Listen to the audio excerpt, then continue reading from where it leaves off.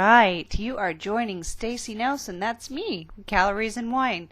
If you have come to get nutritional information about wine, you need to hit that Google button again, because we are actually going to educate you about wine and why those calories are essential to life. So sit back, relax, and enjoy the tasting. Okay, well today we are actually going to taste some White Burgundy. The wine we're actually tasting is Meursault, Meursault, and when I say White Burgundy, how many people out there, just be honest, are raising their hands thinking it's a pink wine? It's not a pink wine. It's actually one of the most delicious Chardonnays on the planet. Chardonnay is a fantastic grape, and it really is all about the winemaker. The winemaker decides how oaky they want it, how big and bold, how subtle, how buttery, how caramely they want to make this wine. And when you go to the White Burgundies, which are 100% Chardonnay grape out of France, what you're actually looking for is something really amazingly caramely and yummy, but subtle. And I think that's probably true of all Old World versus New World wines. And when you think of Old World, you think of the subtle flavors, the art of winemaking. And when you think of New World, you think pow, pop, and big, bold flavors, just sort of like the American way. You know, you've got frontiersmen here in North America, South America, New Zealand, Australia, South Africa, all of these New World countries that are really into big, bold statements.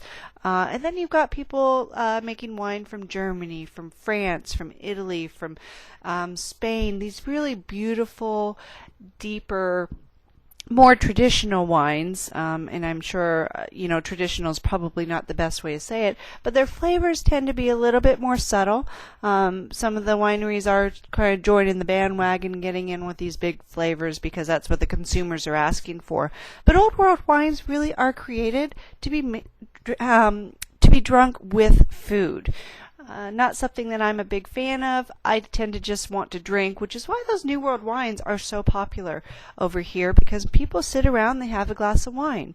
That doesn't happen too much in Europe. They sit around, they drink wine with their meals.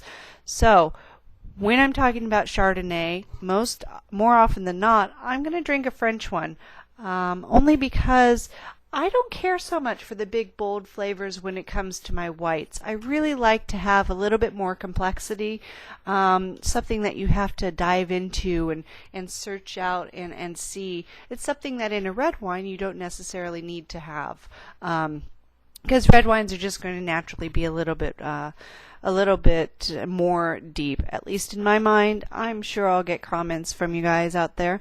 So we are drinking today, and I hate to repeat it, but hey, it's my first podcast. Give me a break.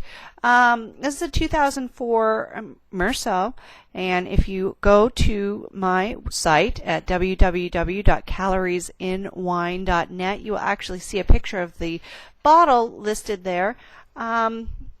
It's a beautiful wine, and let me tell you, it cost $13. So for $13, it was fabulous. Now, this was not the most intriguing White Burgundy I've ever had. It was not something that I thought, oh my goodness, I need to keep this on stock all the time, but a $13 sipping wine that you could serve to friends and look really pishy-poshy by pulling out that French bottle, it's well worth it. So with that said, that is education on White Burgundy. That is your education on why I like to drink it. And if you tune in, I will give another lesson on Old World and New World coming up soon. Thanks so much for joining me, Stacy Nelson, your host of Calories and Wine. For more shows, please download us at caloriesinwine.net or visit iTunes and download the whole series. Have fun with it. You have a great week, and cheers.